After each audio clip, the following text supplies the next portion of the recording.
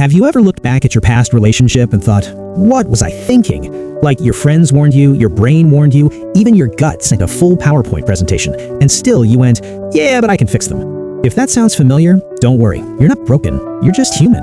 And today, we're going to talk about why we fall for the wrong people. Not once, not twice, but like it's our favorite hobby. Let's start with the uncomfortable truth. We don't fall for people because they're good for us, we fall for people because they feel familiar.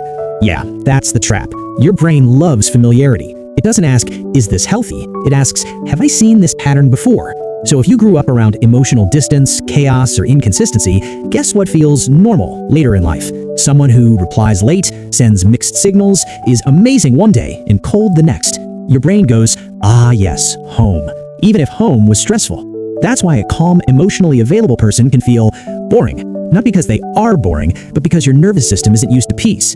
Drama feels like chemistry, anxiety feels like attraction, and suddenly you're confusing stress with love. Let's talk about another big reason. We fall for potential, not reality. You don't like who they are, you like who they could be. You're dating the future version of them that exists only in your imagination. Right now, they don't communicate, but in your head, one day they'll open up. Right now, they don't respect your time, but in your head, once they realize my value, they'll change. Congrats, you're in a relationship with a concept, and concepts don't text back. Here's the funny part, we don't even notice we're doing this. We tell ourselves, they're just misunderstood. They've had a rough past. They're not bad, just broken. And suddenly, you're not a partner anymore, you're a therapist with feelings. Now let's talk about ego. Yes, ego. Sometimes we fall for the wrong person because they don't fully choose us, and your brain goes, oh, I have to earn this? Interesting. Being chosen easily doesn't boost the ego, but being chosen eventually, after effort, after tears, after overthinking, that feels like a victory.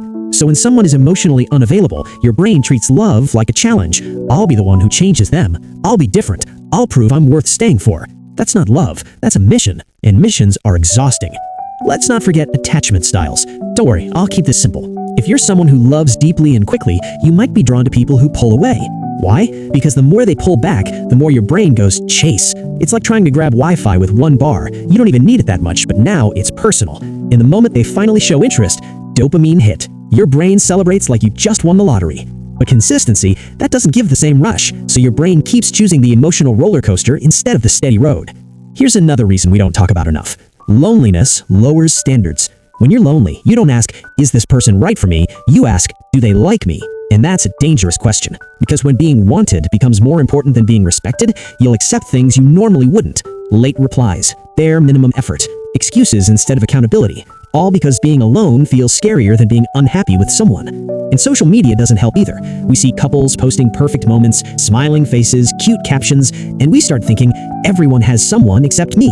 So when the wrong person shows interest, your brain whispers, at least it's something. But something isn't always better than nothing. Now here's the part that actually changes things. We stop falling for the wrong people when we stop trying to heal old wounds through new relationships. Read that again. If you're seeking validation, you'll fall for people who withhold it. If you're seeking stability, you'll fall for chaos because it feels familiar. If you don't believe you're enough, you'll chase people who make you prove it. The relationship isn't the problem, the pattern is. And the moment you recognize the pattern, you regain power.